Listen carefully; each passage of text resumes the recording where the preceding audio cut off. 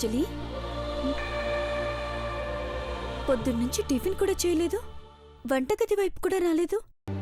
ఏమైంది? ఎందుకలా ఉన్నావు? అక్క, అది ఇప్పుడు కావాల్సింది విమర్శలు పరామర్శలు కాదమ్మా. ఏమైంది, డల్గా ఉన్నావు అని తలమీద నిమిరావనుకో, అది మన తలమీదకెక్కి కూర్చుంటుంది. నెల రోజుల్నుంచి చంటి పాపలాగా ఇంట్లో ఉన్నందరం దేనికి సర్వీస్ చేయడమే సరిపోయింది. పాపం తనేం చేసిందత్తయ్యా? తనేం చెయ్యట్లేదనే కదే చెప్తోంది. ఖాళీగా కూర్చుంటుంది. అయినా నువ్వేంటే చిల్లర కట్నం తీసుకొచ్చావనా దానికి ఒత్తాసు పలుకుతున్నావు?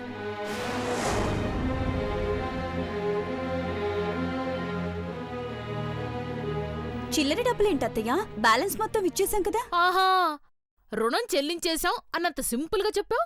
అయితే మీకు మాకు ఏం రుణం లేదని వెళ్ళిపోతావా మీ పుట్టింటికి? వెళ్ళిపోవడానికి కాదు, ఉండిపోవడానికే కదత్తయ్యా వచ్చింది. కదా, అలాంటప్పుడు నోరు మూసుకొని కూర్చో. అమ్మా, కొంచెం మెత్తబడితే చాలు చితక్కొట్టేసేలా ఉన్నారు ఇద్దరు కోడళ్ళు.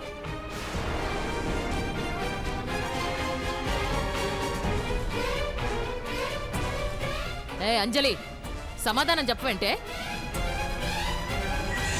ఏం సమాధానం చెప్పాలత్తయ్యా? ఏమీ తెలియనట్టు మాడిపోయినట్టులాగా మొహం పెట్టకు. నువ్వు నా కొడుక్కి విడాకులిస్తున్నావా లేదా?